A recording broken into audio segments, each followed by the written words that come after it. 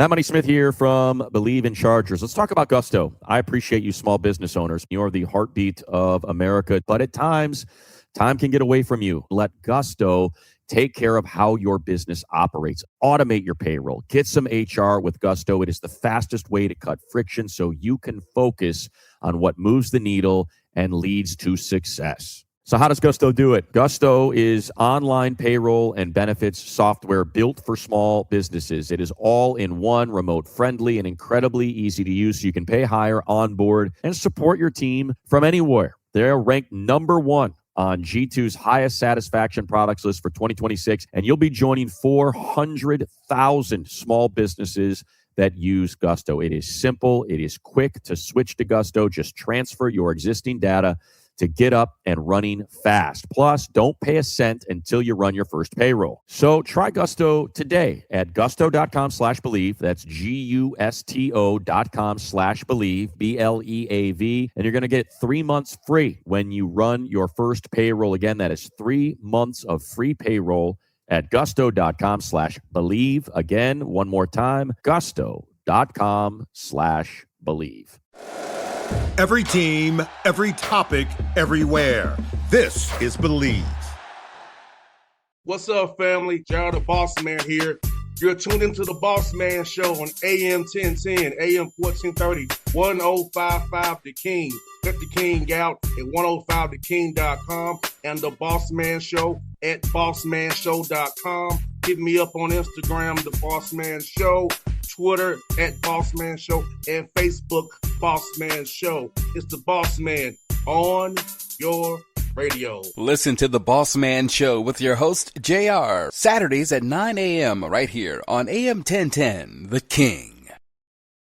BS3 Network, changing the way you watch TV. Yes, BS3 Network, changing the way you watch TV, covering content and hot topics from A to Z, sports, music, society and culture, movie reviews, you name it, we have it. Check it out on bs3network.com or check us out on Roku, BS3 TV on Roku, as well as check out your favorite podcast on all podcast platforms or Spreaker.com/BS3 Network. You are now tuned to BS3 Network.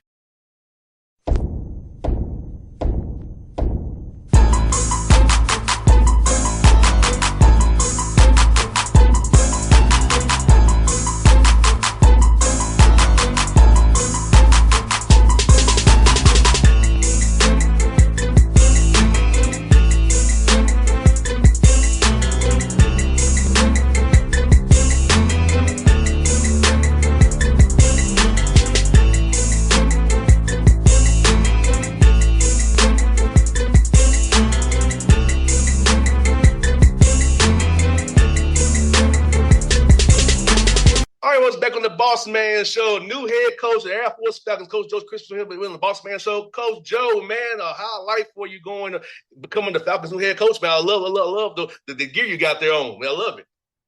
I got my Air Force gear. I get to move back out there permanently next week, but it's been a great whirlwind so far. I'm super excited, super thankful to be the head coach, and it's a special place, and we're going to get them rocking and rolling. No doubt, man. It wasn't mean to get you was a previously head coach, and you played overseas, played the NBA for a little bit, man. I just feel you to get a program like Air Force on the Mountain West, a great conference, one of the top major leagues in the D1, and really put your step in this program going forward. No, I'm super excited. I mean, the Mountain West is a great conference. Air Force is an incredible academic institution and military institution, so everybody knows about the challenges, but I think there's tons of perks that go with it too. I mean, you get a great group of kids who are on a mission for something bigger than themselves, that love their country and that want to play ball. And I'm somebody who wants to play ball fast, and I think that fits the Air Force motto of fly, fight, win. So we're adopting that to the hilt, so to speak, and we're going to get these guys rolling. I mean, they're coming off a couple tough years, but I actually like that. It's a chance to form a new identity and bring out all the potential that's within the program, and that's what we're excited about. Now, Coach Joe, as his man, for his at Air Force or Army or Navy, how much different is it to recruit to those schools because of the military component? Is he has to have certain GPAs, or you have to commit to the military? How is that process of recruiting a young man who might want to come to Air Force now? Yeah, I mean, number one is the academic component, actually. I mean, it's a high academic school. It's demanding, and if a guy's not ready for it, then you don't want to bring him in. We do have a prep component, which helps some guys. But that actually we actually start with the academics first, because if you can't cut it, in the Mountain West, it's hard enough basketball wise, but if you're struggling in the classroom, you're going to be struggling on the court. So there's that component. And then the military component is different. And I'm learning more by the day. But a lot of this goes down to education, right? Because usually there's perceptions about what it entails, and then there's the reality, right? And a lot of times the perceptions are kind of negative, but there's a lot of positives that come with it. And, one of the simplest is just like they're trying to form you into a better man, a better human being. There's the discipline, there's the structure, there's the squadrons, there's preparations for life and serving in the military afterwards. But people forget that service in the military isn't just boots on the ground, so to speak. You're getting paid for this. There's some really positive things that you're able to do after you get out, depending on your major. So we're spending a lot of time learning about that ourselves, and then educating people to say, hey, this is what it actually looks like over the long haul. So, the basketball component has to be pretty simple, which I like to keep it simple, because there's other components are things. Yes. We're not just talking hoops here or salaries or everything else. We're talking about all of life. And if you don't have a vision for your next 10 to 20 years, probably, we might not be the place for you, and that's fine. And we move on. And coach, like, I'm a prime example student athlete. My degree's in business. So I have my own media company, my own radio show. So I'm a prime example of student athlete where you use your degree, which I had in business. You can do it and live your dream like I'm doing right now. I've had my show for 14 years, and all because of my degree I got in business right now. That's right. That's right. And these guys, we got management, we got cybersecurity, we got, of course, guys who want to be pilots or jumping out of the planes. Like, we got all sorts of stuff. But the guys, I think more kids are understanding that too, right? When they talk about even their own brand, so to speak, guys are understanding this can last, like you just said, way longer than you think, right? Your playing career is not going to last, Lord willing, as long as your life. So, the kids who have a vision for that, and there's still opportunities, right? You still have guys. I still hope we have guys that end up playing in the NBA and the G League. There's absolutely room to do that at Air Force. But on the whole, if you don't have a vision for life at large, we might not be the place for you. But fortunately, there's a lot of guys who do. No doubt, Coach. Man, for you, at what point in your journey did you decide you want to get into coaching? I know when we all play, we all think we know the game and want to give back to the game. But for you, when did you decide that I want to coach and teach guys the game of basketball, man? It's a good question. I was a hooper at heart and not worried about coaching. I just wanted to play. So, through college, on into the NBA and the minor leagues, it took me probably 5 years or so into my playing career to realize probably what everybody else around me knew, that I wanted to coach. My grandfather was a coach. My uncle was a coach. My dad was a coach. I grew up in the gym. So it shouldn't be very surprising, but I think I was so focused on, and I was a guy who always complained about whatever the coach was doing, which is usually an indication you want to coach. But about 5 to 6 years into my career, I was like, oh, wow, I want to coach. And the last half of my career really became preparation for coaching, right? Taking notes and reading books and really learning what needed to be done, knowing, and I retired earlier than I probably could have, and financially probably should have, because I wanted to coach. I just knew it was time for me to do so. And, fortunately I had a really good foundation. I had a lot of good coaches, and I had some not so good coaches. I learned from both of them. And, I knew philosophically what I believed about basketball, and had at least enough self-awareness to be able to be a good head coach pretty soon. And I was fortunate enough to get that opportunity at the D3 level. And for you, I know for me, when I was playing, it was more still two bigs. It was kind of the traditional, that running that old school offense my dad loved. So for you now, seeing all this pace and space, man, and these great actions that we run now, how cool is it now seeing how the game has evolved? Well, I always played that way, and I just usually used to get in trouble for it, or my coach would be like, "Well, I guess I'll put up with it because it's working enough." Or they just had signed me to a contract, and they were like, "Well, I can't get rid of him easily, so I guess we got to put up with him." I always played that way. We played that way in high school. Coach Dunn gave me the green light, or I just took the green light, one or the other here at Penn State, playing that way. So that's the way I'm committed to playing, because that's the way I wanted to play, right? It's the golden rule of coaching is coach the way you wanted to be coached, give your players what you wanted. I loved playing the game fast. I loved shooting transition threes. I loved shooting from deep. I loved attacking quickly and keeping things simple. So for me, part of me loves where the game has gone. Part of me is like, man, I wish they'd slowed down a little bit, because I was going to be doing this anyway. And I would have been the outlier and had a strategic advantage. But I always tell people I just have a personal constraint of I'm going to play the game fast. We're going to figure out a way to play the game in the full court defensively and offensively, because that's the way I always wanted to play the game and liked playing the game and still like playing the game. Even if I'm out there with some managers nowadays, I'm going to be running and we're going to be shooting quickly. So that is going to be Air Force basketball, and it's always going to be my style for sure for the rest of my life. And Coach Joe, talk about getting young men to learn that 0.5 mentality, those quick reads, and not get too caught up in just trying to just trust what you see. Defense will tell you what you're going to do. Yep. Make your quick read, pop the ball, get that ball popping, get them in rotation. You'll get you an open three in one of the corners. Yeah. We call them the 4-point corners. So the biggest thing too is I think we have, because it's not as hard today because they're seeing it on television more consistently. So really you're just telling them, you're asking them and teaching them to imitate what they've seen, right? And what they see the NBA guys doing, putting teams in blenders, making quick decisions. I mean, I always talk to our guys about just stacking simplicity, creating an advantage, playing off an advantage. We do a variety of things to make them play in advantage situations where the defense is at a disadvantage, offense is at an advantage. And then you're just teaching them to hunt those things, and you're teaching them to hunt them as quickly as possible.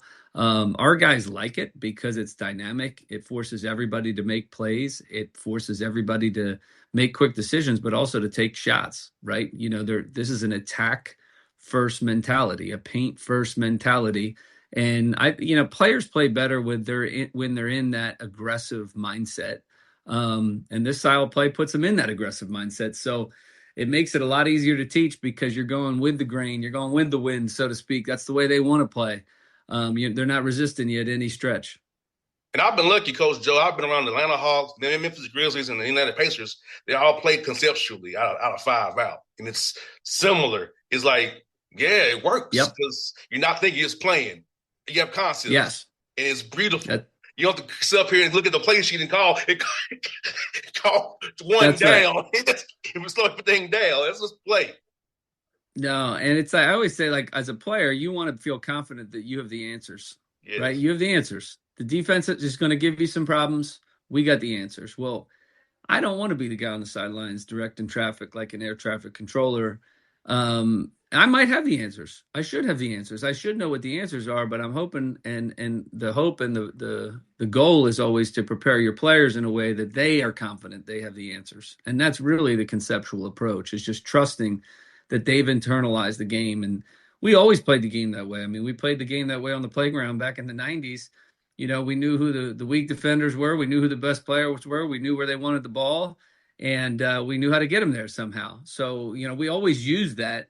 Growing up, there was a limited amount of structure on a busy playground, but there were all the principles that we're using today. They've always been around. We're just doing them a little bit faster.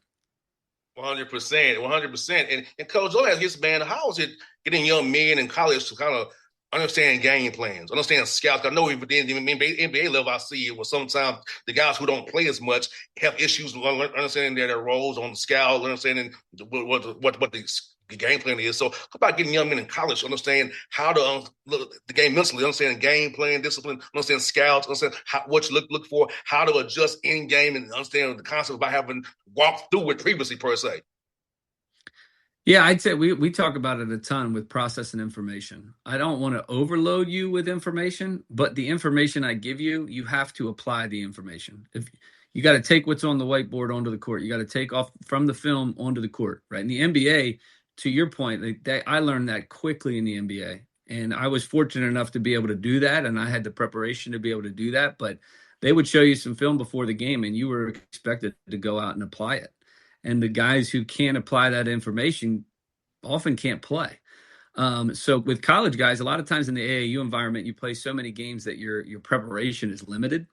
They don't have as much experience, many of them, based on the limitations of their high school program or in the circuits, right? You don't have a ton of time to prepare for games. You don't have a day or two to prepare for teams. So managing and processing information is something we'll even emphasize in our workouts and practice, right? So when you're playing one-on-one and you're closing out on a guy, you're not just closing out on the guy in general, you're closing out on that guy. How should you close out on that guy?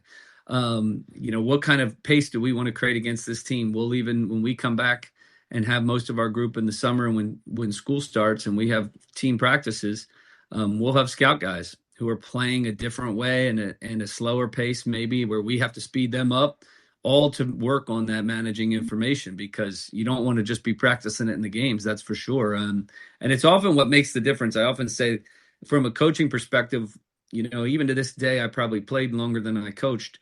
The difference between the pros and the college guys is often managing and processing and applying information, right? It's just, they can just do it in the game because the game's slowing down for them. And that's where we want to get our college guys. And that's why you got to teach them a different way. Because I know from the Hawk Scout, from reading it the way I have, there's a different, each guy has different, where the ball is, it's a different coverage and scheme. It's that deep layer to it. And I don't think college guys are ready for that sometime in the NBA. Like the KYP is based on where the ball is when they have the ball. It could be a corner if they have it here, slot, whatever. It's middle third. Like it's that detailed. And I think for some college guys, for them, use this really basic, but when they get that's probably seen a lot of young guys in the NBA, like processing that scout to know every position on the court they're scouted for, and this will be in the scout on your iPad. Yep. And even and that's why we talk about processing information, applying information. It's like, it's keeping the game simple is important for that reason, because if it gets too complex and you got guys making a million decisions, they're going to mess up more often. But at the highest level, and that's what I often tell people when you watch these NBA playoffs, it looks simple on television. It is simple, but it's really hard to apply what they apply. Their brains are processing information in a way that you can't even fathom, because they're moving. Wemby's guys get into the strong side corner for a reason, because that strong side corner guy is going to get open. They're moving different guys around the court based on their personnel, and they're constantly making adjustments, often in game, often game to game. That's why I love the NBA playoffs so much. We can't do it as much, but if you apply it wisely, right, and you keep your players in the same situations often enough, they can make good decisions. They can make adjustments. But you got to teach them that way, because it is a high. And it's a high level of thought, but when you get it, you gain a competitive advantage in the college game. Like, example, like Mike Brown went to the flex cuts against us and beat us with flex cuts like last 3 games of the series, because we was top in game 4. We top locked it in game 5. We switched it, and then they figured game 6 we just got destroyed all together. Just that, and then the other night, right there was like it changed the whole series around for the Knicks. That's right. And then the other night they didn't run any flex cuts. They just went right at James Harden because he was giving them buckets. So it's like you had, and that's one of the things NBA teams do and professional teams do better. And that's something that I emphasize is like, we're not attached to a certain thing, right? We want to be flexible enough and simple enough that we can do a variety of simple things. We can adjust our spacing concepts or our actions in a really, really simple way to take advantage of something the defense doesn't guard well, right? And there's ways that you can be, too complex in that regard, and there's ways that you can be simple. And the NBA guys keep it simple, but they find those weaknesses. They're going to find your weaknesses, whether it's personnel or action, for sure. No doubt, Coach Joe. And I got 2 more for you, man. Since you've been in the Air Force, man, what's been the coolest person that's reached out to you since you got this job, man? That's a great question. I think it's cool. Probably in general, I would just say connecting with our alumni has been really cool. You got guys who are F-15 fighter pilots. You got guys who are, successful businessmen and 4-star generals. And it's like the ability to connect with people in the Air Force community and the alumni community has been awesome, because that's not been my world, right? And it's a high performing environment. Like, you can't go there and not perform, right? So you meet people with business acumen, flight people who jumped out of airplanes, people who flew 300 missions. I would say probably in general, that's the biggest thing that stood out to me. And I think it's made me better, being around those kind of people and our coaching staffs and our administration. It's a high performance place. And last one, Coach Joe, Nick probably tell you this. I also have a food podcast too, so we're big foodies here. So, what's been your top food spots in Colorado Springs since when you're out there so far?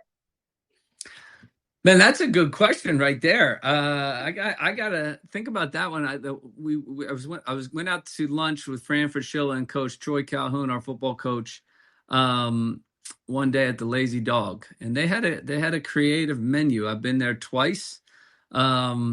They had a little sushi poke bowl or something that I had, and then something else that was kind of creative. It wasn't just on the fly, but I also don't mind just getting a chocolate croissant at my local coffee shop. I'm a simple guy with my espresso, but I'm going to point you to Lazy Dog if you come out there for now. We'll go get lunch. Coach Joe, it's funny. We got one here. We got a few of them in Atlanta here too. Do you? Yeah. So I knew it was a chain, but I hadn't been to one. So yeah, we got a few of them here. It's one in Alpharetta. So okay, me and Stan Gerard at USI went there. Southern Indiana. We went there. Actually, it's not bad, right? It was good. It was good. Yes. Yeah, because I'll tell you. Here's one other one that I liked, was a Mediterranean spot called the Heart of Jerusalem.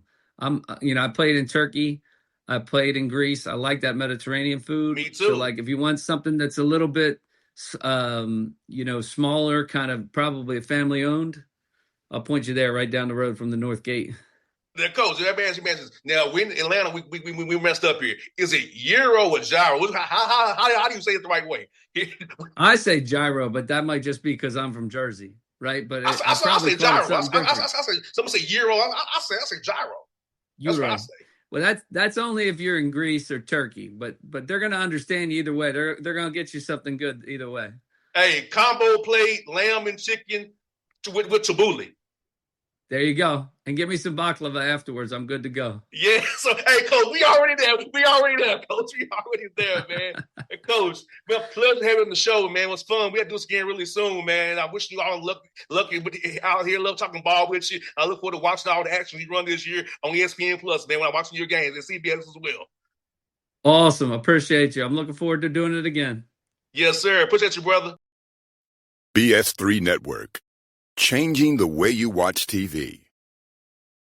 Yes, BS3 Network, changing the way you watch TV, covering content and hot topics from A to Z, sports, music, society and culture, movie reviews, you name it, we have it. Check it out on bs3network.com or check us out on Roku, BS3 TV on Roku, as well as check out your favorite podcast on all podcast platforms or Spreaker.com/BS3 Network. You are now tuned to BS3 Network. What's up, family? Gerald the Bossman here. You're tuned into the Bossman Show on AM 1010, AM 1430, 1055 The King. Let the King out at 105theking.com and the Bossman Show at bossmanshow.com. Hit me up on Instagram, The Bossman Show, Twitter at Bossman Show, and Facebook, Bossman Show. It's the Bossman on your radio. Listen to the Bossman Show with your host, JR, Saturdays at 9 a.m. right here on AM 1010, The King.